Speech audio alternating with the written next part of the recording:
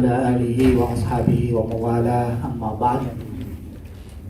Pada pagi hari ini, hari Jumat Sayyidul Ayyam, kita akan melaksanakan ujian tahap kedua, ujian disertasi dari Saudara Firman Setiawan, yang pada hari ini insya Allah penguji yang siap untuk menguji pada pagi hari ini, yang kami hormati penguji eksternal Profesor Dr. Haji Babun Suharto MM dari UIN Jember, penguji internal Profesor Dr. Haji Saiful Jazil MAG, Bapak Dr. Sirojul Arifin MEI, promotor sekaligus penguji Profesor Dr. Haji Abu Yazid MA LLM dan Ibu Dr. Haja Fatma STMM, serta yang kami hormati keluarga besar dari Promovendus, Saudara Firman Setiawan. Untuk menyingkat waktu, mari kita awali ujian disertasi tahap kedua ini dengan membaca Ummul Furqan Al-Fatihah.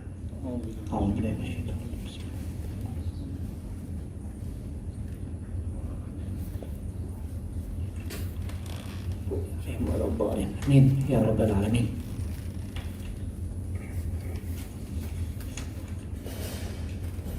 Pada pelaksanaan ujian terbuka ini ada prosedur pelaksanaannya. Yang pertama, ketua membuka dan memimpin ujian. Yang kedua, Promovendus menyampaikan pokok-pokok disertasi tanpa baca, maksimal 10 menit. Dua promotor sebagai penguji diberi waktu 20 menit.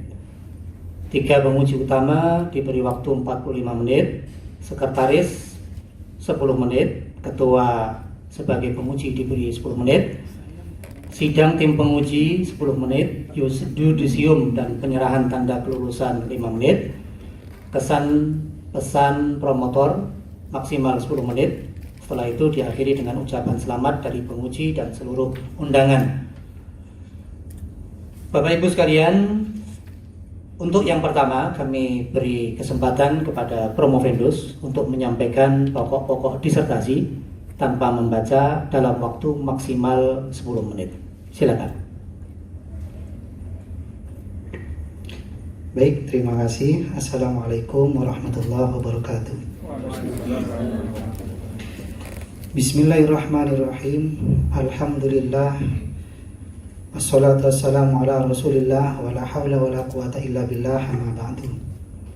Yang saya hormati para penguji, Profesor Dr. Haji Babun Suharto SEMM, Profesor Dr. Haji Saiful Jazil MAG, Bapak Dr. Haji Muhammad Lataif Ghazali LC MA, Bapak Dr.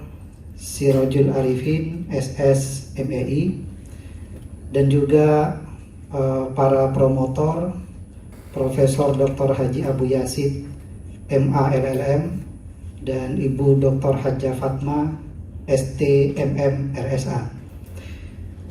Yang saya hormati pula para undangan, kawan-kawan saya, Bapak Wakil Dekan 3 Fakultas Keislaman Universitas Trunojoyo Madura, Bapak Ketua Jurusan Ilmu Keislaman, Bapak Kaprodi Prodi Ekonomi Syariah dan Kaprodi Hukum Bisnis Syariah beserta kawan-kawan dosen, semuanya dari Fakultas Keislaman.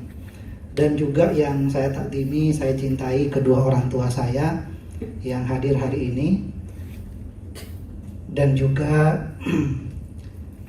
yang saya cintai istri saya satu-satunya, dan juga anak-anak saya, dan seluruh hadirin yang berbahagia. Perkenankan hari ini saya akan mempresentasikan disertasi yang saya tulis dan sebelumnya sudah diuji dan dipertahankan di hadapan para penguji, dan tentunya dengan beberapa perbaikan hasil dari saran tim penguji. Disertasi saya berjudul Pengembangan Eko Halal Tourism dengan pendekatan Maqasidus Syariah An-Najjar, studi di Asta Tinggi Sumeneb, Madura. Eko Halal Tourism ini adalah konsep pengembangan pariwisata yang berorientasi kepada 4 komponen, yakni religion, ekonomi, environment, dan sosial.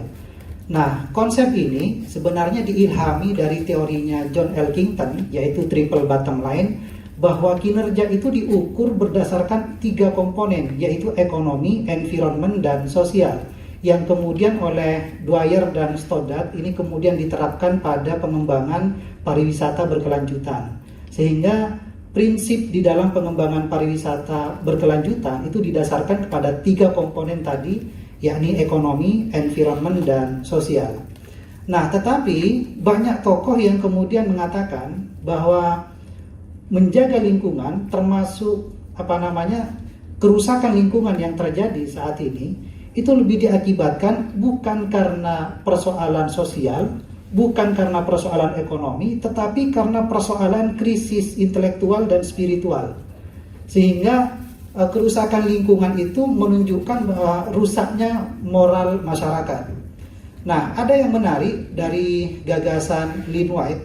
Dia mengatakan bahwa justru yang menjadi biang keladi kerusakan lingkungan itu disebabkan oleh teologi dalam sebuah agama, yakni tepatnya teologi Yudeo-Kristen yang didasari oleh filsafat antroposentrisme.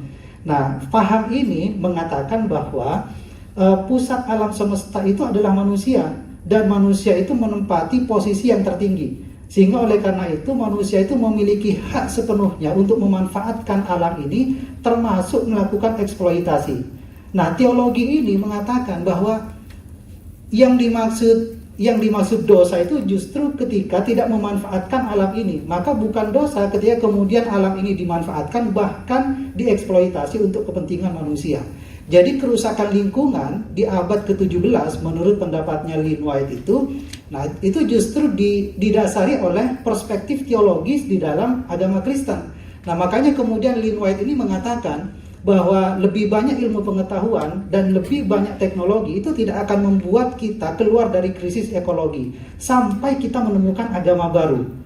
Nah, dia mengatakan agama baru karena dia tidak puas dengan teologi Kristen yang akhirnya mengeksploitasi lingkungan itu. Nah, saya kemudian juga mengambil pendapat dari Yusuf Al-Qaradawi, kemudian ada Abdul Majid An-Najjar, bahwa agama itu memiliki peranan yang sangat penting untuk membentuk etika lingkungan. Nah, sehingga dari gagasan para tokoh itu kemudian muncullah sintesis bahwa pengembangan termasuk pariwisata berkelanjutan itu harus berorientasi kepada 4 komponen, yakni religion, ekonomi, environment, dan sosial. Nah, penelitian ini saya lakukan di Asta Tinggi Sumeneb karena Asta Tinggi ini adalah objek pariwisata yang dia mengandalkan sumber daya yang rapuh dan tidak terbarukan. Karena sumber dayanya itu adalah peninggalan peninggalan arkeologi, sehingga tidak mungkin untuk diperbarukan. Kemudian di sisi yang lain, Asta Tinggi ini memiliki potensi ekonomi yang sangat besar karena dia adalah objek pariwisata yang pengunjungnya sangat banyak. Tetapi lingkungannya sendiri, artinya tanahnya itu adalah tanah yang tidak produktif. Karena Asta Tinggi itu adalah tanahnya itu adalah batu kapur yang tidak bisa ditanami. Nah, biasanya oleh masyarakat itu hanya diambil batunya saja, sehingga terjadilah kemudian yang namanya eksploitasi. Nah, dengan demikian maka saya pikir pengembangan pariwisata di Asta Tinggi itu akan lebih tepat jika kemudian menggunakan konsep eco halal tourism sebagaimana yang saya paparkan tadi itu. Nah, jadi penelitian ini bertujuan yang pertama adalah untuk menemukan konsep pengembangan eco halal tourism, dan yang kedua adalah menguji variabel-variabel yang saya bilang tadi ada 4 itu sebagai variabel pembentuk eco halal tourism. Nah, dari temuan saya ini, dari penelitian saya ini ada temuan yang pertama bahwa pengembangan eco halal tourism di Asta Tinggi itu sudah sesuai dengan prinsip eco halal tourism, yakni berorientasi kepada 4 komponen tadi, yakni religion, ekonomi, environment, dan sosial. Tinggal kemudian nanti pengembangannya itu mengacu kepada hasil pemetaan indikator makosidus syariah berdasarkan kuadran IPA, Important Performance Analysis. Nah, kemudian yang kedua, dari hasil uji Third Order Measurement Analysis menggunakan SEM, maka diketahui bahwa 4 variabel ini berkontribusi secara signifikan terhadap eco halal tourism, di mana variabel religion atau agama itu merupakan variabel dengan kontribusi terbesar dibandingkan 3 variabel lainnya.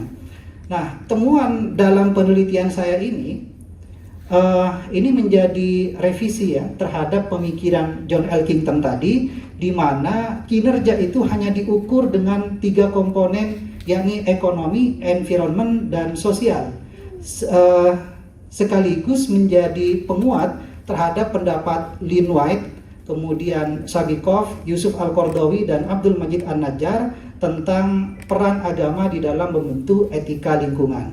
Nah, temuan utama di dalam disertasi saya ini adalah konsep eco halal tourism yang dibentuk oleh 4 komponen tadi, religion, ekonomi, environment, dan sosial, di mana religion menjadi variabel dengan kontribusi terbesar dibandingkan 3 variabel lainnya. Demikian yang bisa saya sampaikan. Sementara saya kembalikan kepada Ketua Penguji. Oke, terima kasih kami sampaikan. Untuk kesempatan yang pertama kami berikan kepada promotor sekaligus penguji yang terhormat Profesor Dr. Haji Abu Yazid MA LLM. Monggo, Prof. Terima kasih. Assalamualaikum warahmatullahi wabarakatuh. Bismillahirrahmanirrahim. Yang saya muliakan tim penguji, ketua tim penguji, sekretaris, penguji eksternal dan penguji internal. Yang saya banggakan saudara Promovendus, Firman Setiawan, serta hadirin keluarga Promovendus serta Handai Taulan yang berbahagia, hafizakumullah jami'an.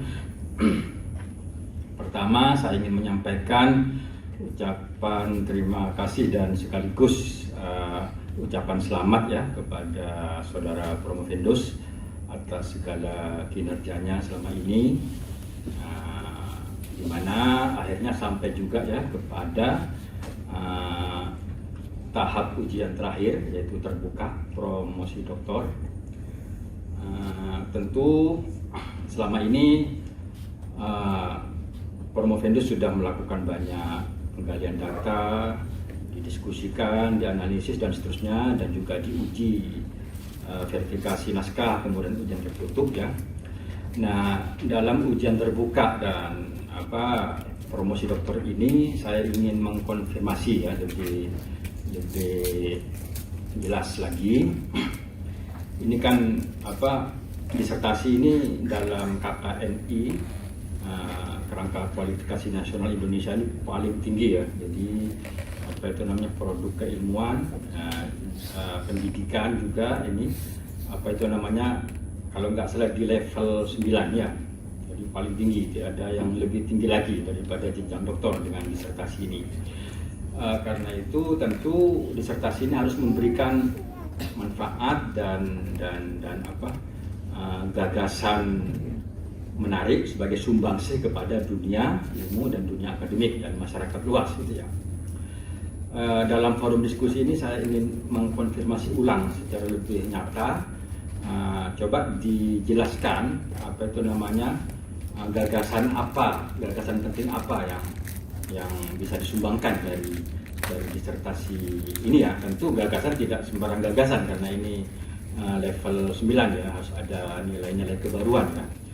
Jadi dalam forum ini tolong dijabarkan apa gagasan yang menarik yang penting, sehingga kita semua ini bisa menilai ya bahwa ini layak dipertahankan disertasi ini, dan saudara Profendus layak menyandang gelar doktor. Silakan. Baik, terima kasih Prof. Jadi walaupun penelitian saya ini terkait dengan pengembangan sustainable tourism, yakni pariwisata berkelanjutan, tetapi sebenarnya teori dasarnya yang digunakan itu adalah triple bottom line yang digagas oleh Elkington. Nah, triple bottom line sendiri ini sebenarnya diterapkan pada bisnis, bukan hanya pada masalah sustainable tourism. Nah, kalau di bisnis ini kan komponennya hanya ada 3, ekonomi, environment, dan sosial. Nah, walaupun di penelitian saya ini adalah di sustainable tourism, nah tetapi ini bisa diterapkan juga di dalam kerangka bisnis, sehingga tidak lagi hanya menggunakan triple bottom line, tetapi menggunakan 4 komponen. Jadi kalau Elkington punya 3, maka saya tambahi 1 komponen, yaitu komponen religion. Sehingga nantinya di dalam bisnis atau di apapun, pengukuran kinerja itu tidak lagi didasarkan kepada 3 komponen, tetapi 4 komponen. Jadi walaupun penelitian saya di pariwisata, tetapi ini bisa diterapkan di entitas bisnis lainnya. Oke, kira cukup ya. Nah, waktu sudah bisa menangkap. Yang kedua, ini apa itu namanya, teori yang digunakan juga tentang makosid ya, makosid syariah, Abdul Majid An-Najjar ya. Pertanyaan saya, kenapa mesti makosidnya Abdul Majid An-Najjar? Juga tolong dijelaskan bagaimana teori ini betul-betul berfungsi dalam Anda melakukan kajian dan analisis ya. Tidak hanya sekedar pajangan ya. Tolong juga dijabarkan dalam forum ini. Silakan Mas Firman. Baik, terima kasih Prof. Jadi pada umumnya makosid itu diilhami oleh teori makosidnya Asy-Syatibi yang dikenal dengan Ad-Daruriyatul Khamsah. Ada 5, hifdzul din, hifdzul nafas, hifdzul aql, hifdzul akal, hifdzul nasal, hifdzul mal. Jadi ada 5 komponen itu. Nah, tetapi Abdul Majid An-Najjar membagi makosid itu menjadi 8, yang salah satunya itu adalah hifdzul bi'ah. Nah, adanya komponen hifdzul bi'ah itu menjadi alasan saya kenapa kemudian saya menggunakan makosidnya Abdul Majid An-Najjar, karena ini tidak terdapat pada teori makosid yang lain sejauh pembacaan saya. Itu yang pertama. Kemudian yang kedua, bagaimana saya menerapkan teori makosid di dalam penelitian saya ini. Sebagaimana yang saya sampaikan tadi, bahwa eco halal tourism itu memiliki 4 komponen atau 4 variabel: religion, ekonomi, environment, dan sosial. Tetapi 4 variabel ini belum memiliki indikator, sehingga tidak mungkin saya uji secara kuantitatif. Maka untuk mengembangkan indikator ini, saya menggunakan dimensi makosid. Jadi dimensi makosid yang 8 itu saya masukkan ke dalam 4 variabel itu untuk mengembangkan indikatornya. Oke, cukup saya kira ya. Pertanyaan ketiga ya. Ini ada kesan bahwa penggunaan teori atau perspektif teori makosid ini terlalu longgar dan bahkan terlalu liberal ya. Bahkan dengan perspektif makosid seolah-olah semua bisa ditalar secara akal kan begitu. Wah, ini boleh kan makosid tujuannya begini, maslahah dan lain sebagainya ya. Sehingga kesannya itu liberal, longgar, kurang ada semacam batasan-batasan begitu. Nah, pertanyaan saya, bagaimana mengatasi atau menjawab kesan seperti itu? Sekurang-kurangnya pengalaman saudara Profendus dalam menggunakan perspektif makosid ini dalam melakukan kajian dan analisis. Silakan. Baik, barangkali yang ditanya Prof Yasid itu terkait dengan istinbat al-ahkam. Jadi memang ada 3 kelompok. Yang pertama itu ya, kelompok tekstualis, di mana dia dicap sebagai orang yang radikal ya, karena terpaku kepada teks. kemudian ada kelompok liberal karena hanya menggunakan makosid, kemudian ada kelompok moderat yang memadukan antara teks dan makosid. Nah, umumnya makosid di dalam hal ini itu digunakan sebagai salah satu metode. Nah, tetapi di dalam penelitian saya ini makosid tidak digunakan sebagai metode, tetapi pendekatan untuk mengembangkan indikator. Sehingga saya pikir itu sebenarnya tidak ada hubungannya dengan apakah liberal atau tidak, karena di sini statusnya bukan sebagai metode istinbat al-ahkam. Terima kasih. Tapi di sini ada di bab 2 ya, tentunya posisi bab 2 ini teori ya, sebagai pisau, sebagai kacamata dalam melakukan melakukan kajian-kajian kan begitu. Saya kira kalau makosid ini tidak digunakan sebagai perspektif teori, tentunya dengan batasan-batasan, karena pada setiap nas teks agama pun sesungguhnya ada makosidnya kan itu, baik yang mansusah maupun mustambadah. Nah, disitulah kita diuji ya dalam melakukan kajian-kajian dengan menggunakan perspektif makosid syariah. Ini mungkin ulasan saja ya. Saya kira cukup. Sekali lagi selamat ya buat Mas Firman, semoga berkah. Kemudian assalamualaikum warahmatullahi wabarakatuh. Terima kasih Profesor Dr. Haji Abu Yazid. Kemudian yang kedua, promotor sekaligus menguji, Ibu Dr. Haja Fatma STMM. Monggo. Terima kasih pimpinan sidang yang saya hormati, para penguji eksternal, Profesor Babun Soeharto, penguji internal Prof. Jasil, Bapak Dr. Sirajul Arifin, promotor Prof. Yazid. Yang berbahagia Promovendus Firman Setiawan. Syukur alhamdulillah hari ini sudah sampai di step akhir ya dari tempuhan akademik S3-mu, dan hari ini ujian terbuka itu kan waktunya mempromosikan diri ya. Jadi kalau disertasinya tentang ini ya mestinya hari ini kamu harus mempromosikan diri bahwa hari ini lahir doktor spesialis Eko Halal Tourism, kan itu ya spesialisnya ya. Nah, jadi saya akan coba ajukan 2 saja pertanyaan, tapi tolong jelaskan sehingga publik yang hadir di sini itu benar-benar yakin bahwa hari ini lahir Dr. Eko Halal Tourism. Siap ya Firman ya? Siap.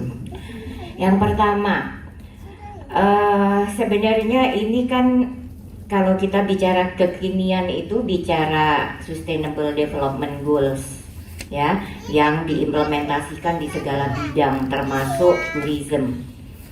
Nah, jadi pertanyaan singkat saya adalah Sustainable Development Goals sekarang itu sudah berjalan dengan 5P ya, People, Planet, Prosperity, Peace, Partnership. Oke ya, bisa dipahami itu ya. Nah, novelty-mu dari yang saya dengar tadi, kamu mengembangkan triple bottom line yang hanya berangkat dari ekonomi, environment, sosial ya, IIS. Tapi keren, kamu sudah berhasil meng-create-nya, membrandingnya dengan REES gitu kan ya. Itu masukan kami pada saat ujian tertutup. Nah, tolong dijelaskan triple bottom line hanya ekonomi, environment, sosial. Novelty-mu menambahkan dengan religion. Sedangkan yang sudah berjalan people, planet, prosperity, peace, partnership. Kalau saya katakan bahwa temuanmu ini adalah kemunduran, bagaimana Promovendus bisa menyanggah ini dengan ilmiah? Silakan. Baik, terima kasih Bu. Jadi teori tentang sustainable development ini dari masa ke masa memang mengalami perkembangan. termasuk walaupun bukan yang terbaru, tetapi saat ini justru saya bilang ini lebih banyak digunakan saat ini daripada SDGs itu, yakni tentang teori atau konsep green economy yang tadi disebut 5P itu. Nah, sebenarnya konsep green economy ini ada banyak versi. Salah satunya adalah 5P itu. Jadi ada planet, people, prosperity, kemudian peace, dan partnership. Ada juga yang lain dari konsep green economy itu, misalnya ada well-being, kemudian justice, planetary boundaries, kemudian efisiensi, dan good governance. Juga ada 5. Nah, tetapi sebenarnya dari 5 aspek ini kalau ditarik ke belakang semuanya diilhami oleh teorinya John Elkington, di mana kinerja itu tetap diukur dengan 3 komponen itu. Jadi kalau saya kelompokkan, misalnya yang 5P itu, jadi planet itu ya environment, kemudian people itu adalah sosial, prosperity itu adalah ekonomi, peace itu adalah sosial, dan partnership juga sosial. Jadi sebenarnya di dalam konsep green economy ini aspek sosialnya saya kira lebih banyak, tetapi anehnya di dalam buku panduan green economy itu justru lebih banyak membahas masalah lingkungan. Jadi kalau misalnya 5P konsep green economy ini dimampatkan, itu jadinya tetap hanya 3, ada ekonomi, environment, kemudian sosial, sesuai dengan teorinya John Elkington itu. Jadi saya kira bukan kemunduran, tetapi hanya perspektif yang berbeda-beda dari para pengembang saat ini. Kalau saya lebih mengunggulkan tetap teorinya John Elkington, karena ini yang original dan saya pikir lebih mudah untuk mengembangkan dimensi dan indikatornya. Nah, kemudian dari 3 aspek ini saya menambahkan 1 aspek lagi, religion, yang mana aspek religion ini belum pernah ditambahkan di dalam konsep green economy maupun SDGs. Terima kasih, Bu. Bagus. Berikutnya, dalam implementasinya kalau kita bicara TPB-nya Indonesia itu kan terbreakdown di dalam 17 goals ya. Nah, sekarang dengan novel Timu ini karena nambah religion, kemudian religionnya makosid ini kan dengan pendekatan makosid ini kan lebih segmented lagi pada implementasi di negara-negara yang memang mau berkembang dengan halal industrinya ya. Jadi saya rasa ini juga harus bagaimana argumennya, karena tidak semua di global itu mau mengembangkan industri halal. Nah, kalau kita bicara Indonesia dengan 17 goals-nya, kemudian Firman masuk dengan REES-nya, ya, positioning dari tambahanmu yang baru, kalau kamu bilang tadi 3 itu kan sudah terbreakdown jadi 5 jadi 17. Nah, kalau kemudian ditambahkan religion, bisa nggak Promovendus jelaskan dari 17 goals itu kemudian indikator religion ini terbreakdown seperti apa? Ini kita bicara TPB-nya Indonesia karena sudah ngotot banget dengan halal industrinya kan, termasuk tourism juga, tapi dia berjalan dengan 17 goals.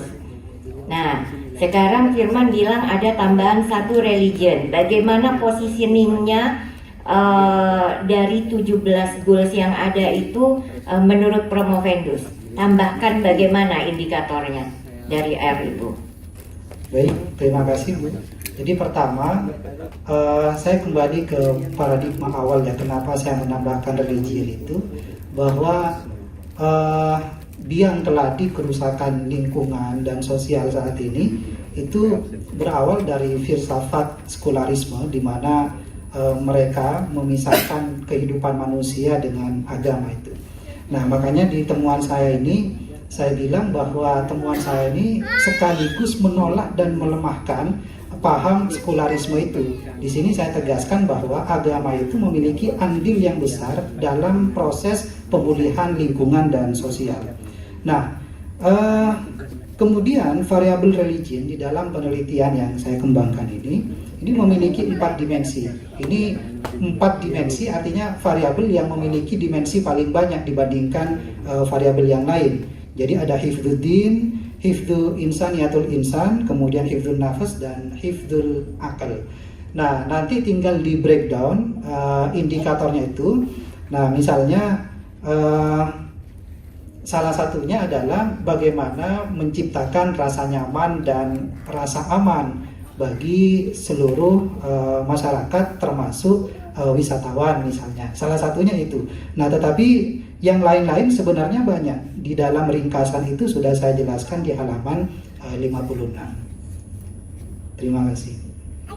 Coba lebih konkret, tambahkan goals-nya kalau religion itu masuk. Bisa? Coba sebutkan yang 17. Yang 17. Coba sebutkan yang 17. Saya nggak hafal yang 17. Oke. Saya mau tutup ini dengan Promovendus berani mengatakan indikator ke-18 dan 19 dari novelty-nya disertasi ini. Baru saya mau tutup. Sudah ada 17 goals, 18 apa? 19 apa? 18 lah minimal. Sesuai definisi operasional dari religion yang saya gunakan di sini, jadi religion itu tidak semata-mata hanya sebagai paradigma di dalam beragama, tetapi religion ini adalah setiap program yang didasarkan kepada kesadaran dan kepercayaan terhadap Tuhan. Nah, variabel religion ini saya pikir terlalu umum ya kalau hanya ditambahkan sebagai satu goal saja di dalam yang 17 itu. Makanya saya perinci dengan 4 dimensi makositus syariah yang saya sebutkan tadi itu. Sebutkan aja 18. Kan kalau ekonomi itu 1 tanpa kelaparan, 2 tanpa kemiskinan. Religion 18. Penjagaan terhadap agama. 19. Penjagaan terhadap hak asasi manusia. 20. Penjagaan terhadap keamanan dan jiwa manusia. 21. Penjagaan terhadap akal atau intelektual. Baik, Anda Dr. Eko Halal Tourism. Terima kasih pimpinan sidang. Terima kasih kami sampaikan kepada Ibu Dr. Haja Fatma MM. Selanjutnya kami beri kesempatan kepada penguji utama, penguji eksternal yang terhormat Profesor Dr. Haji Babun Soeharto MM. Monggo, silakan. Terima kasih. Assalamualaikum warahmatullahi wabarakatuh. Ketua sidang yang kami hormati serta segenap yang memuji, keluarga besar Promovendus Firman Setiawan, sehat ya? Alhamdulillah. Oke, karena saya tidak bisa membaca biodata saudara, saya hanya berspekulasi saja bahwa saudara ini adalah orang Madura asli. Asli 100% bro. Iya, tetapi orang Madura asli yang sudah melupakan bahasa ibu. Ya, karena saya lahir di utara saudara. Sampai hari ini ya, saya tetap logat-logat Madura masih tetap ada. Coba saudara baca judulnya. Pengembangan Eko Halal Tourism dengan pendekatan makositus syariah An-Najjar, studi di Astatengki, Sumeneb, Madura. Terpaksa apa? Karena sejak awal itu ya saudara mengatakan studi di Asta Tinggi gitu ya. Karena saya berada di utara saudara ya, sebenarnya kalau saudara menganggap bahwa religion itu bagian terpenting di dalam penelitian saudara, sebenarnya saudara di latar belakang fokus penelitian saudara itu harus bisa menceritakan.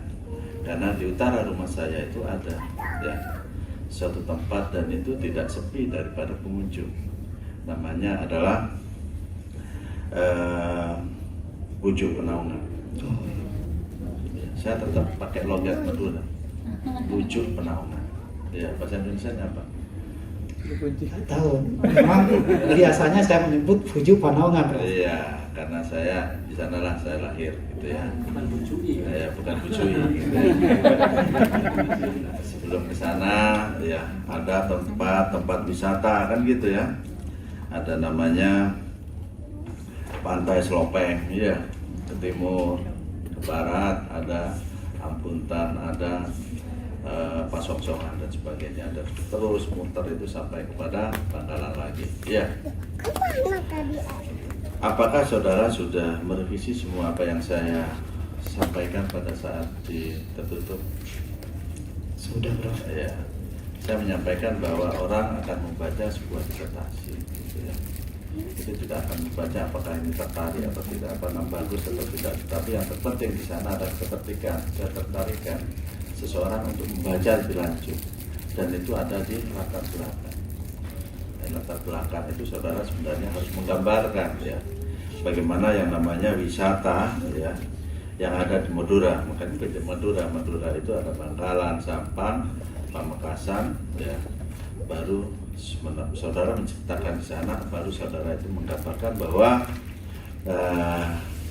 yang namanya wisata ya, itu yang paling banyak dikunjungi adalah di Astatengki gitu ya. Itu baru masuk ke sana gitu ya. Karena apa? Di Astatengki itu ya, sebelum masuk ada keraton, ada masjid, ada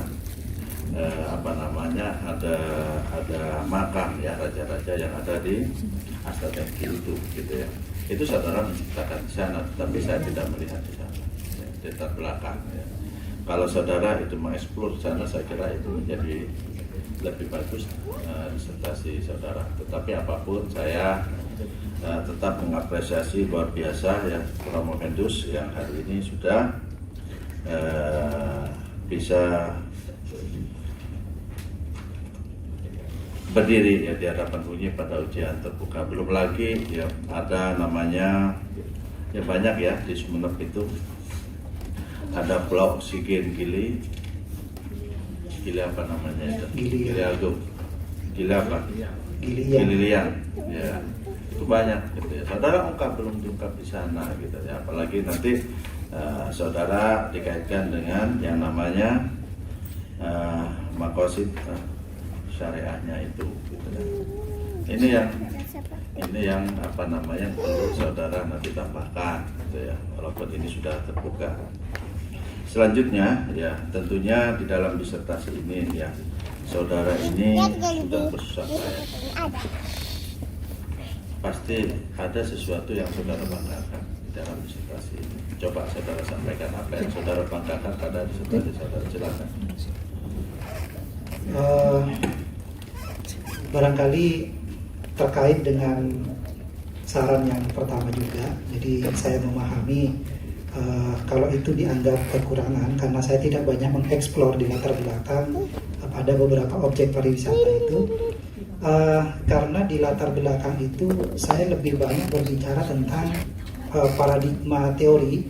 Jadi kenapa kemudian muncul konsep eco halal tourism itu, dan saya senang selama proses pengerjaan disertasi itu karena dalam ukuran saya barangkali ya ada banyak referensi yang yang saya baca, walaupun tidak semuanya tuntas barangkali, tetapi lumayan ini Prof menambah wawasan, membentuk paradigma dari eco halal tourism itu berdasarkan dari beberapa sudut pandang itu. Yang saya tanyakan apa yang saudara banggakan dari disertasi. Saudara itu kan ada di Papua gitu ya. Itu ada penelitian terdahulu. Saudara yang melihat bagaimana kelemahan kekuatan pada penelitian terdahulu. Setelah itu saudara baru melihat ternyata ya disertasi saya itu bagaimana. Silakan. Baik.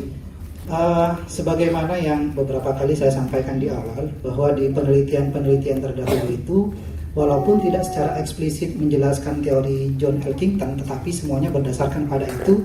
Nah, tetapi mereka tidak menggunakan satu variabel yang saya gunakan, yaitu variabel religion tadi itu. Itu yang pertama. Kemudian yang kedua, ada juga beberapa penelitian yang juga sudah menggunakan teori Mapositus Syariah. Nah, tetapi teori Mapositus Syariah itu tidak tidak dikaji secara kuantitatif. Jadi kebanyakan hanya menggunakan metode kualitatif. Nah, sementara di penelitian saya ini saya menggunakan metode kuantitatif, menggunakan SEM dengan metode third order measurement analysis, dan saya pikir itu pekerjaan yang luar biasa, Prof. Karena dengan kuantitatif ya saudara lebih bangga daripada kualitatif tadi ya, sehingga apa, saudara menyadarkan dengan data-data yang ada, sehingga muncullah satu variabel ya, atau dari 3 itu saudara menambahkan satu variabel atau faktor, yakni adalah religion tadi ya. Iya, Prof. Oke, ada beberapa disertasi ya, tulisan-tulisan saudara. Apakah itu statement saudara ataukah berdasarkan data bahwa saudara menyampaikan bahwa objek yang paling potensial untuk dikembangkan itu adalah salah satunya adalah di astatenki. Kira-kira ada enggak data yang saudara sampaikan atau hanya berdasarkan asumsi saudara? Di bab 4 itu saya jelaskan, Prof, bahwa sejak Suramadu itu dibangun, nah perkembangan pariwisata di Astatenki itu luar biasa. Bahkan Ketua Yayasan Panembahan Somala itu menyebutkan dalam 1 minggu itu tidak kurang dari 1.000 pengunjung, Prof, di sana itu. Nah, kalau dibandingkan dengan Pulau Gili Iyang misalnya, Pulau Oksigen, yang memang sekarang lagi ngetren naik daun itu, Prof. Nah, hanya saja salah satu kendalanya karena akses transportasi ke sana itu masih belum memadai, sehingga jumlah wisatawan itu belum betul-betul besar. Nah, keunggulan Astatinggi ini karena dia berada di daratan dan salah satu objek pariwisata tertua, sehingga ada image dari wisatawan itu kalau ke Sumeneb belum nyampe ke Astatinggi itu rasanya belum ke Sumeneb, Prof. Gitu ya, benar. Itu hanya asumsi saudara atau kalau saya pulang belum sholat di Masjid Jame itu belum sampai ke rumah. Kalau terkait data pengunjung itu hasil wawancara saya dengan Ketua Yayasan Panembahan Somala, selebihnya berdasarkan pengamatan saya di lapangan, Prof. Oke, ya. Oke, yang terakhir begini ya, bahwa disertasi saudara ini ya boleh dikatakan berbobot ya, karena sudah sekian halaman yang saudara buat gitu ya. Saya kira saudara punya impian, keinginan ya. Karena apa? Dengan adanya wisata itu ya di mana-mana ya. Dulu orang mengenal Banyuwangi itu karena terkenal dengan santet. Hari ini santet sudah tidak ada, tetapi Banyuwangi dikenal dengan wisata. Kira-kira hasil penelitian saudara dalam bentuk disertasi ini mau saudara apakan? Silakan. Itu ada di bagian rekomendasi disertasi saya, Prof. Jadi saya menyampaikan bahwa harapannya ke depan ini bisa digunakan sebagai panduan dan Sumeneb itu bisa mendeklarasikan bahwa konsep pariwisatanya itu adalah eco halal tourism. Karena selama ini mereka itu masih ragu-ragu, Prof. Masih takut menggunakan istilah halal, syariah, khawatir nanti ada kelompok orang-orang yang wah ini pariwisata halal sehingga mereka nggak mau datang ke Sumeneb. Nah, khawatirnya mereka begitu, Prof. Sehingga konsep pariwisata yang digunakan oleh mereka saat ini itu adalah pariwisata berkearifan lokal yang dipakai di Kabupaten Sumeneb itu. Nah, tetapi Ketua Dinas Pariwisata itu mengatakan masyarakat Sumeneb ini kan masyarakat yang religius. Dan di dalam kehidupan sehari-hari mereka itu religius sekali, sehingga kalau dikatakan konsep pariwisata dengan berkearifan lokal, nah itu artinya tetap didasarkan kepada nilai-nilai syariat Islam. Misalnya contohnya ketika kemarin ada wisatawan asing dari Jerman itu, satu kapal pesiar itu, Prof, datang ke sana ke Masjid Agung, kemudian ke Astatinggi. Nah, mereka dikasih baju tertutup oleh Dinas Pariwisata itu. Kalau mereka pakai baju tertutup, baru kemudian diizinkan masuk ke Astatinggi dan melihat-lihat di Masjid Agung itu. Nah, ini menurut mereka ini adalah implementasi dari konsep pariwisata berkearifan lokal. Nah, cuma seperti yang saya bilang tadi, mereka itu masih ragu-ragu untuk mengatakan ini pariwisata halal, pariwisata syariah, karena khawatir ada orang-orang yang anti terhadap istilah halal dan syariah itu. Nah, di sini saya sudah jelaskan bagaimana konsep eco halal tourism, dan saya berharap ke depan di Sumeneb itu ya deklarasikan saja bahwa konsep pariwisatanya adalah eco halal tourism. Oke, ya saudara sebagai calon dokter tentunya harus lebih berani lagi ya untuk mendobrak keinginan saudara ya. Dan itu saudara tidak boleh patah semangat untuk selalu menyampaikan, menyuarakan kepada pemerintah Kabupaten Sumeneb agar supaya mereka lebih berani mengembangkan ya eco halal tourism ya, terutama di 3 pusat kota yang ada di Sumeneb. Mungkin itu yang saya sampaikan. Terima kasih. Selamat kepada Prof. Mendes. Terima kasih. Assalamualaikum warahmatullahi wabarakatuh. Waalaikumsalam warahmatullahi wabarakatuh. Terima kasih kami sampaikan pada Profesor Dr. Haji Bakmun Suharto M. Selanjutnya kesempatan kami berikan kepada penguji internal yang terhormat Profesor Dr. Haji Saiful Jazil MAG. Monggo, Prof. Ya, terima kasih. Langsung saja, saya turut senang karena saudara Promovendos cara menjawabnya juga sangat tenang dan lancar ya. Kalau Anda suka beli lumpia, belilah lumpia di Mbak Rika. Semua keluarga pasti bahagia karena hari ini Anda ujian terbuka. Baik, kalau tadi yang terkait dengan isi disertasi sudah disampaikan semua dengan gamblang. Cuma saya ingin tadi ini sebenarnya kan Prof. Zahro mendadak beliau suruh gantikan karena posisi masih di Sidoarjo, dan tadi beliau pesan karena ini terbuka, nanti untuk jenengan tanya yang terkait dengan kepribadian atau hal-hal yang terkait dengan Promovendos. Nah, sehingga ini kan ada kaitan dengan studi ekonomi syariah, ada syariahnya. Saya tanya pertama, Anda sering jadi imam di masjid atau musola? Sering. Oke. Saya ingin dibacakan beberapa ayat selain kulhu. Sebab umumnya kalau jadi imam itu kulhu. Ya, silakan. A'udzu billahi minasyaitonir rajim. Bismillahirrahmanirrahim. Wattini wazzaitun wa turi sinina wa hadzal baladil amin. Laqad khalaqnal insana fi ahsani taqwim. Thumma radadnahu asfala safilin. Illalladzina amanu wa amilus solihati falahum ajrun ghairu mamnun. Fama yukadzibuka ba'du biddini alaisallahu biahkamil hakimin. Bagus, terima kasih. Ini kalau di Fakultas Tarbiyah itu dulu saya mewajibkan mahasiswa sebelum maju ujian skripsi hafal juz 30, sehingga ketika sudah sampai surat hati seringkali banyak yang kepleset. Illalladzina amanu wa amilus solihati wa tawasau bil haqqi wa tawasau bis sabr. Itu karena memang kurang tenang, makanya ketenangan itu penting. Ada mahasiswa yang saya suruh baca hadis untuk menyampaikan tentang praktek ceramah untuk membangkitkan tentang thalabul ilmi. Itu hadisnya kan umum, thalabul ilmi faridhatun ala kulli syai'in qadir ya.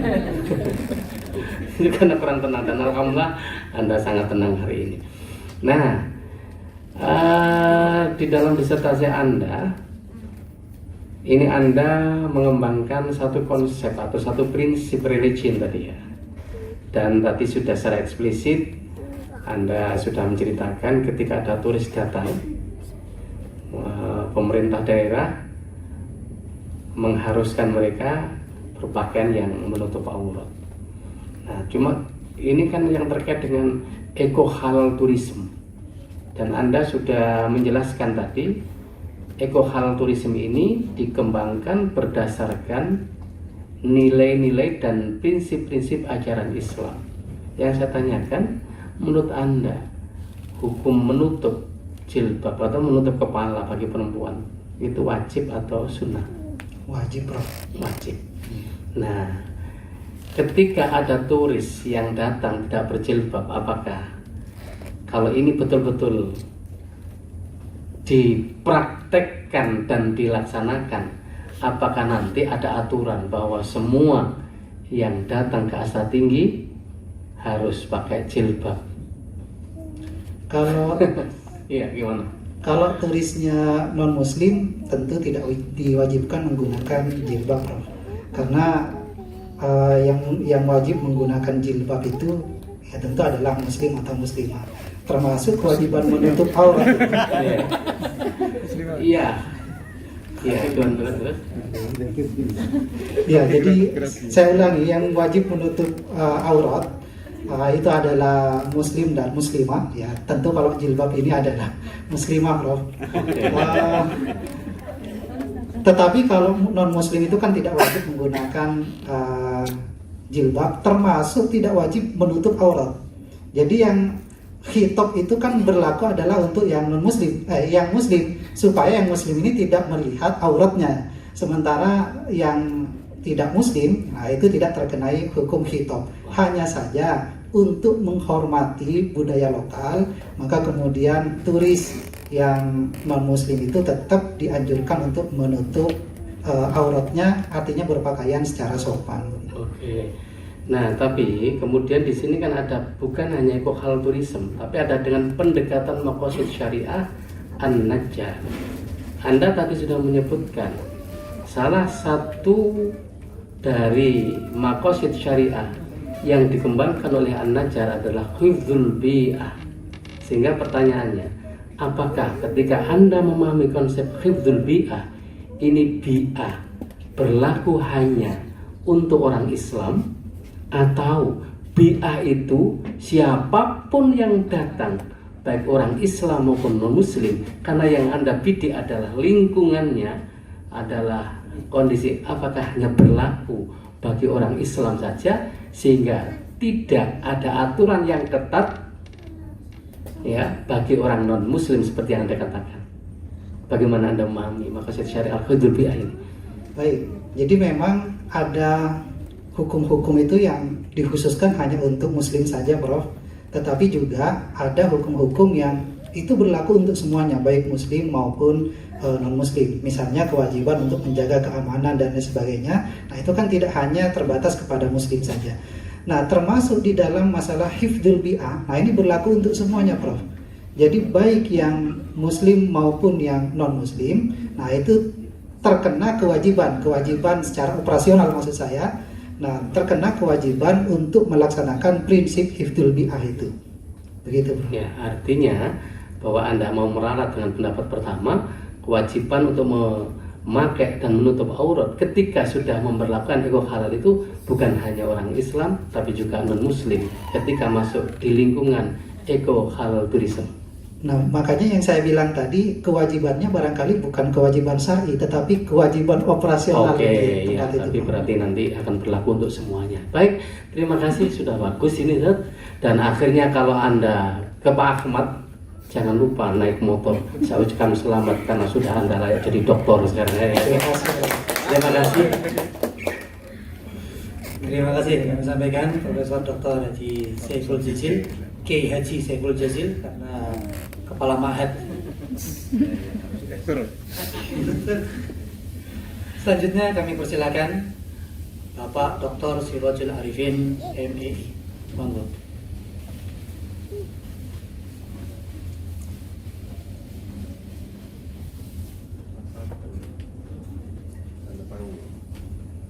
Ya, terima kasih Pak Ketua. Assalamualaikum warahmatullahi wabarakatuh. Saudara Promovidus ya, nampaknya memang dari tadi cukup tenang dan jawabannya juga luar biasa. Maka tentu pertama saya menyampaikan selamat ya atas kinerja yang luar biasa ini, yang hari ini saudara mempertahankan hasil risetnya di dalam ujian terbuka. Ada beberapa hal yang perlu saya konfirmasi berkaitan dengan disertasi saudara, karena saya baru hari ini untuk terlibat di dalam ujian disertasi saudara. Ya, pertama sudah ditanyakan oleh promotor ya berkaitan soal mengapa kemudian makosid anak dijadikan sebagai perspektif. Saya pikir sudah tidak ada persoalan. Kemudian yang kedua, saya juga dalam beberapa bulan terakhir saya juga sempat berkunjung di Asta Tinggi ya, di Asta Tinggi katanya, jadi harus menunjukkan keasliannya, maka saya juga harus menyampaikan pronounsnya ya, sehingga harus membuktikan bahwa saya juga dari sana ya. Sehingga paling tidak kalau kaitannya dengan persoalan yang pertama pada paragraf pertama di abstrak itu, saudara tulis bahwa Asta Tinggi merupakan objek wisata yang mengandalkan sumber daya yang rapuh ya, tidak terbarukan dan terancam rusak karena eksploitasi. Ini betul. Apakah memang tidak ada maintenance atau mungkin perawatan yang dilakukan oleh pihak setempat? Bagaimana kemudian kebijakan dari kepala daerah ketika Asta Tinggi dijadikan sebagai objek wisata yang tentu dalam tanda kutip secara ekonomi akan memperoleh pendapatan daerah itu. Baik Bapak, jadi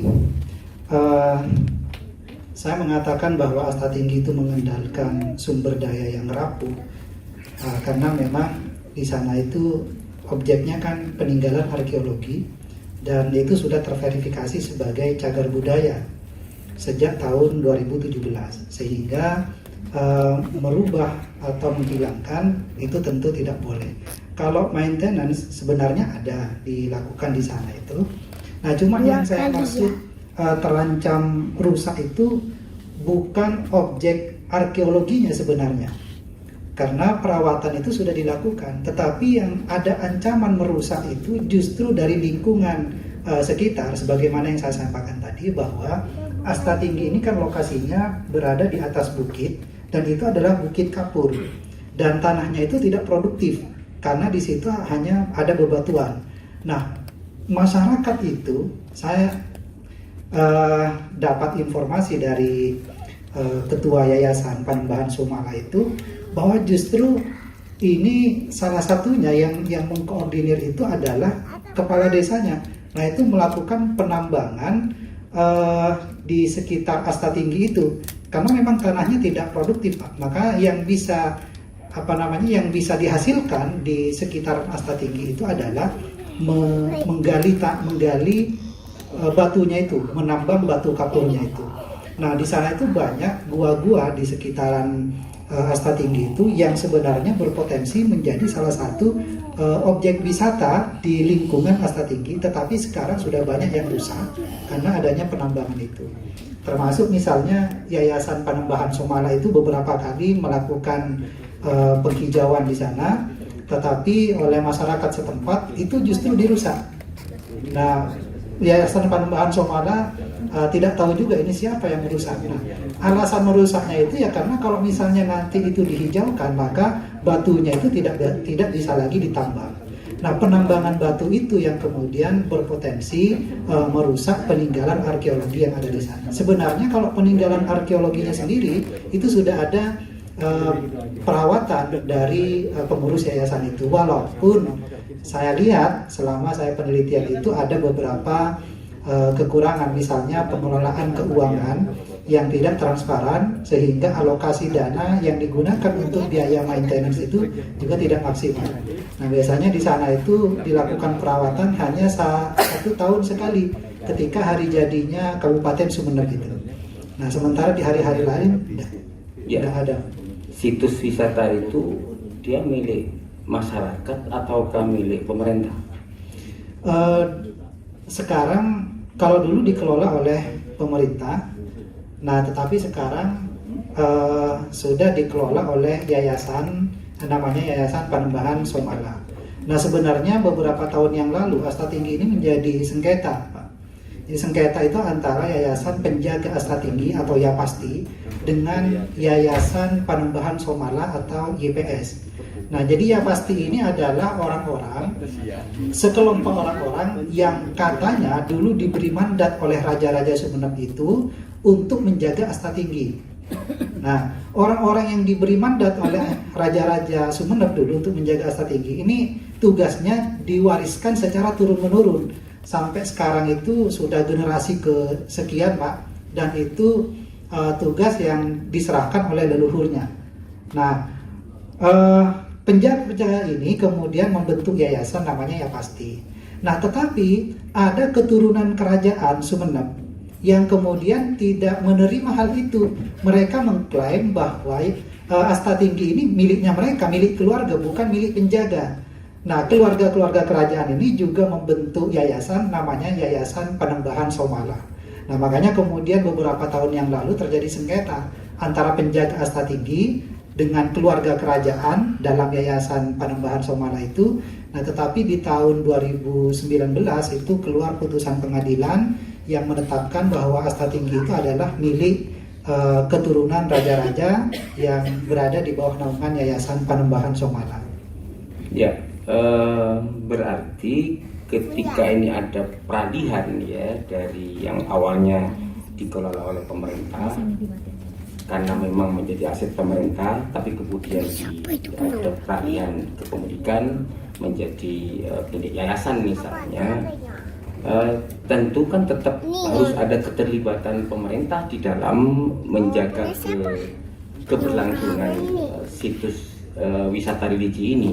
Karena bagaimanapun ini kan menjadi satu situs yang menjadi kebanggaan pemerintah Sumeneb.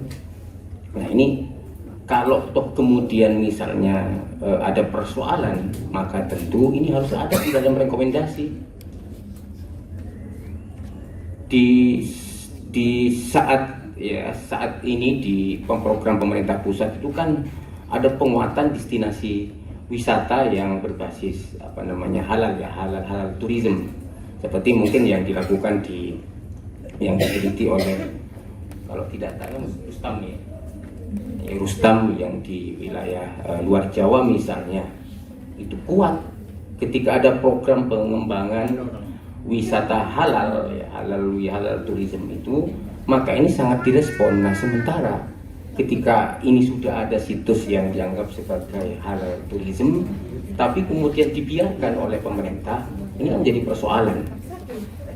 Itu di mana kemudian letak ya dari pendekatan Makosid Syariahnya An-Najjar itu menyikapi persoalan ini. Ini harus ada di dalam, tapi tidak masalah. Nanti barangkali itu menjadi riset lanjutan ya.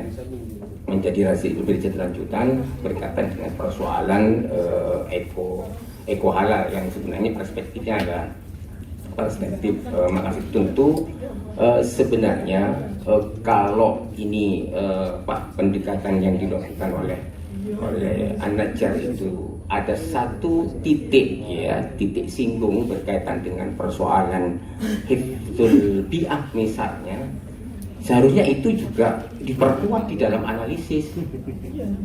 Harus diperkuat di dalam analisis. Saya agak sedikit dalam tanda kutip ya, belum terkait dengan desain riset ini. Posisi data itu di mana? Ada tidak desain yang kemudian jenengan jadikan sebagai rujukan untuk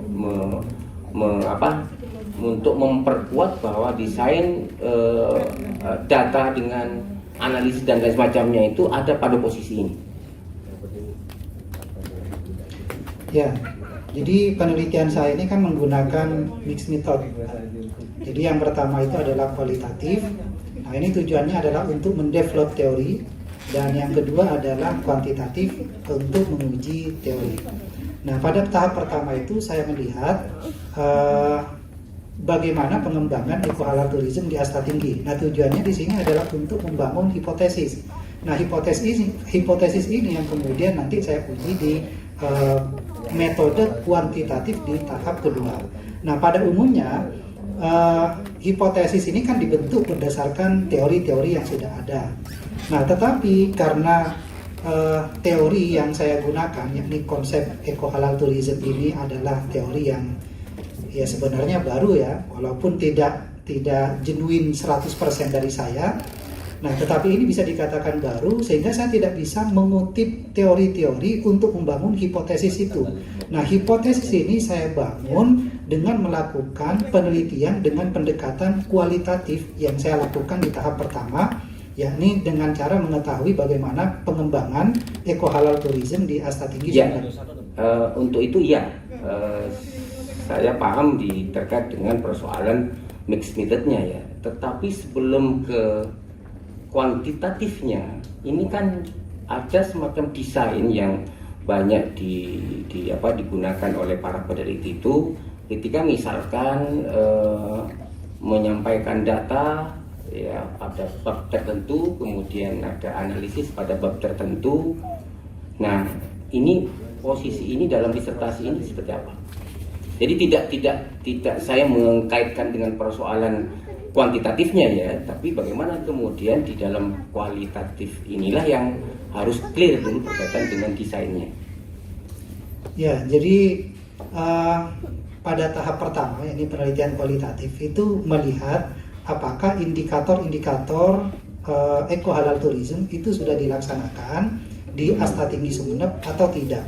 Nah, kalau sebagian besar indikator itu dilaksanakan, nah berarti itu bisa dijadikan sebagai dasar untuk membentuk hipotesis bahwa ekohalal tourism itu memang dibentuk oleh 4 komponen itu. Nah, intinya begitu, Pak. Ya, proposisinya berada di mana? Posisi yang dijadikan sebagai pintu untuk masuk ke kuantitatifnya. Nah, itu membangun di halaman berapa proposisinya?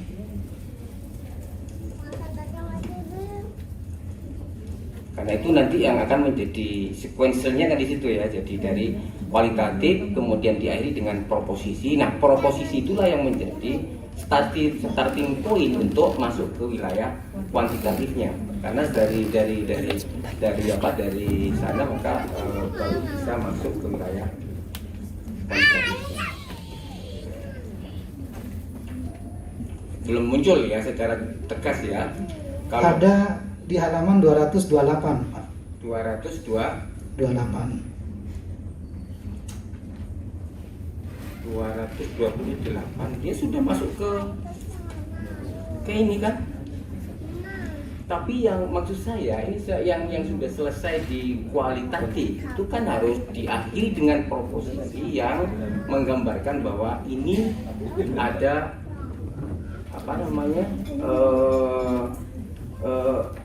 ada pengaruh dan lain semacamnya. Kalau diakhiri dengan proposisi.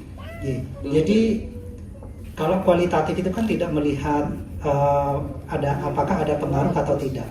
Jadi posisi kualitatif bedakan antara proposisi dengan hipotesa.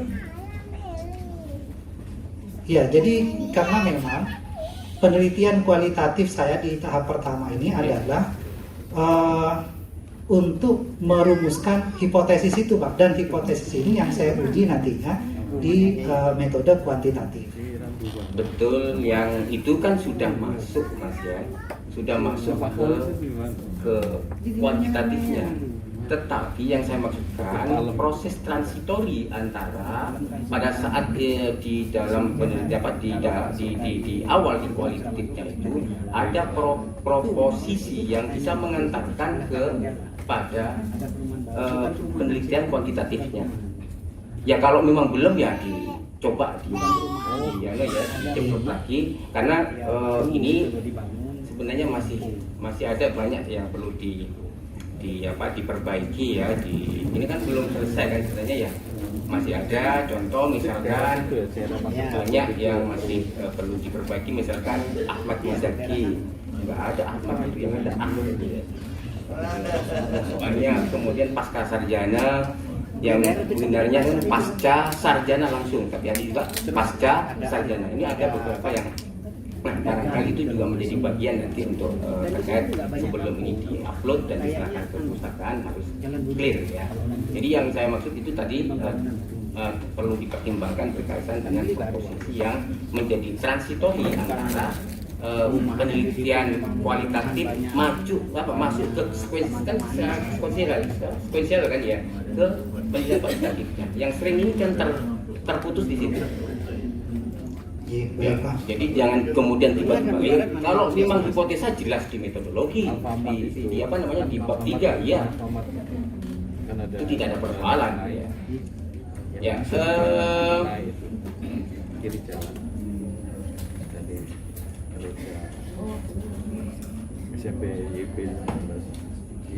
Ada satu yang mungkin ada dari mana, ini kan salah satu dalam konteks bukan namanya lingkungan ya. Jadi dari ada nggak kemudian alat transportasi ya dari mana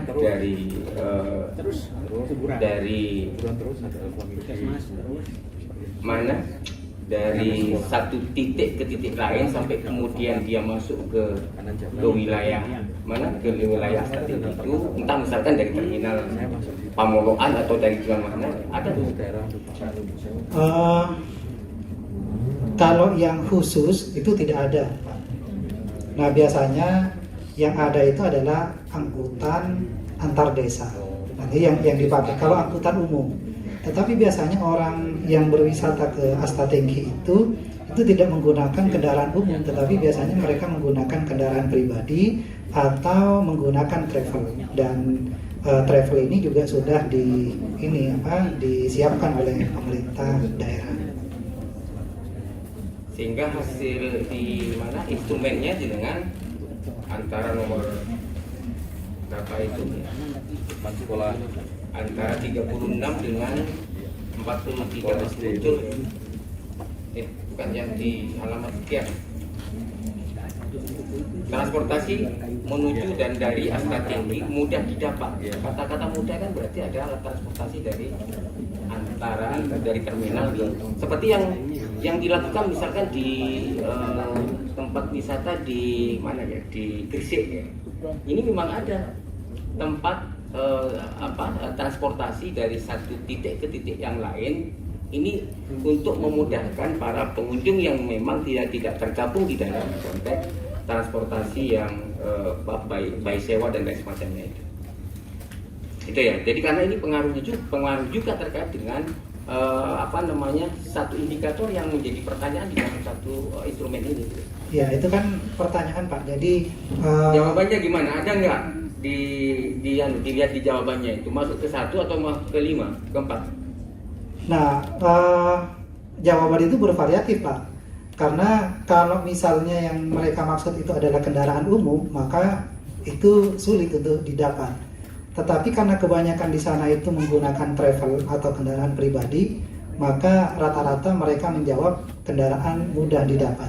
Itulah multitafsir namanya. Multitafsir ya. Saya kira cukuplah. Selamat ya pada Mas. Saya ingin menguji karena beliau itu di kelas sangat cerdas ya. Sangat cerdas. Saya ingin menguji sampai di mana beliau ternyata memang benar-benar cerdas itu ya, terutama berkelitnya dalam konteks Madura itu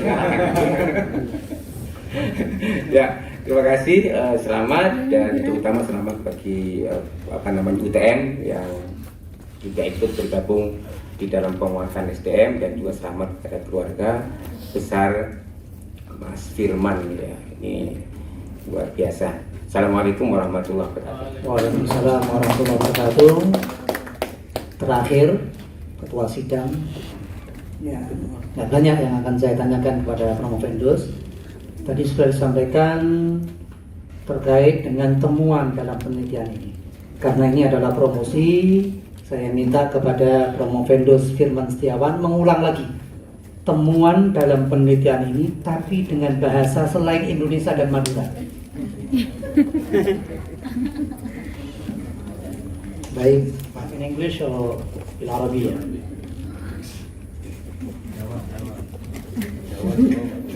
Jawa boleh.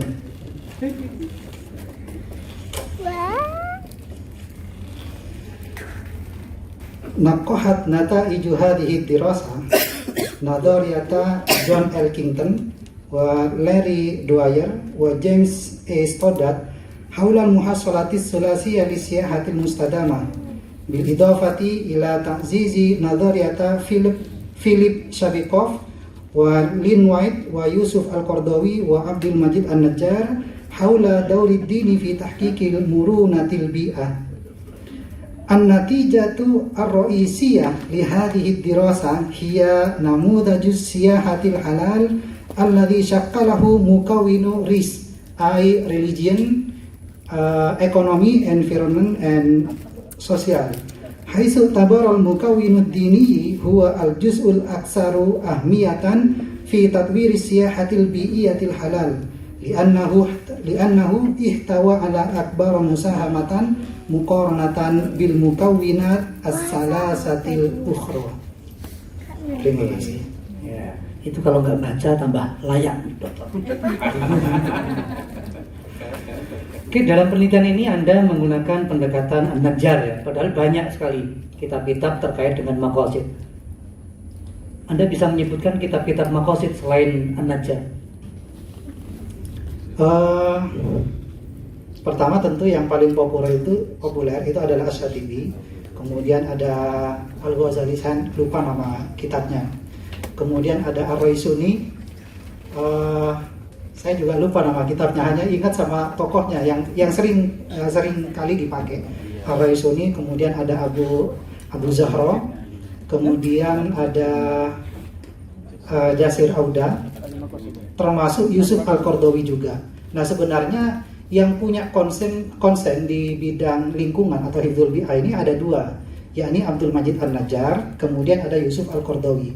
Hanya saja kalau Abdul Majid An-Najjar ini kan jadi satu paket dengan maqasid yang lain yang ada 8 itu. Tetapi kalau Yusuf Al-Qardawi itu tidak jadi satu paket, tetapi Yusuf Al-Qardawi itu punya karya khusus yang berbicara tentang lingkungan, yaitu Ri'ayatul Bi'ah. Nah, hanya saja dia tidak jadi satu paket dengan maqasid yang lain. Itulah kenapa saya tidak menggunakan maqasidnya Al-Qardawi, melainkan menggunakan maqasidnya An-Najjar. Kalau maqasid yang ditulis oleh An-Najjar judulnya apa? Maqasidus Syariah bi'ab'ad jadidah. Jadidah. Di situ ada 4 kelompok ya, dikelompokkan jadi 4. Anda bisa menyebutkan tapi yang dalam bahasa Arabnya. Boleh saya baca? Jadi kalau yang bahasa Indonesia kan pemahaman orang, gitu ya, yang diterjemahkan. Sekarang aslinya, beliau mengatakan apa? Hifdzu qimati hayatil insaniyah, itu yang pertama. Kemudian yang kedua, hifdzud dzat al-insaniyah. Yang ketiga, hifdzul mujtama. Dan yang keempat, hifdzul muhit al-maddi. Yang keempat, yang terakhir. Ya. Hifdzul bi'ah itu masuk di hifdzu al-muhit al-madi. Yang menjadi landasan hifdzul bi'ah itu nasnya, teksnya. Dhaharul fasadu fil barri wal bahri maka kasabat aydin nas. Salah satunya itu. Kemudian juga tentang konsep konsep ihsan yang saya tuliskan di moto itu, bahwa menurut Yusuf Al-Qaradawi, ya termasuk Abdul Majid An-Najjar, bahwa ihsan itu, perintah melakukan ihsan itu bukan hanya kepada manusia atau kepada makhluk hidup, tetapi juga terhadap lingkungan. Oke, layak untuk menjadi dokter. Saya kira cukup. Saya kembalikan kepada pembawa acara. Sidang diskors lebih kurang 10 menit. Dewan Penguji berkenan dengan ruangan untuk mengadakan sidang yudisium. Kepada Promovendus disilakan kembali ke tempat.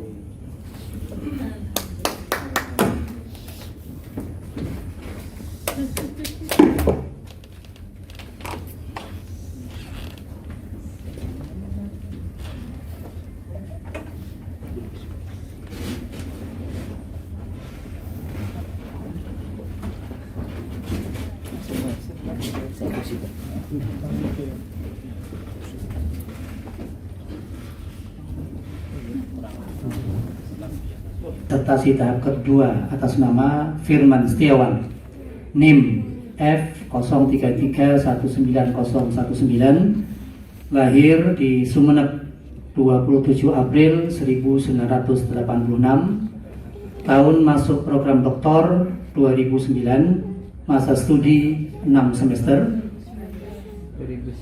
2019, tahun masuk program doktor 2019, masa studi 6 semester atau 3 tahun, dengan merujuk kepada ketentuan dalam pedoman akademik pasca sarjana UIN Sunan Ampel Surabaya, dan setelah mempertimbangkan indeks prestasi kumulatif 3,93, dengan ini dinyatakan bahwa yang bersangkutan telah menyelesaikan seluruh persyaratan program doktor dan lulus sebagai doktor yang ke-782 dengan predikat cum laude atau dengan pujian.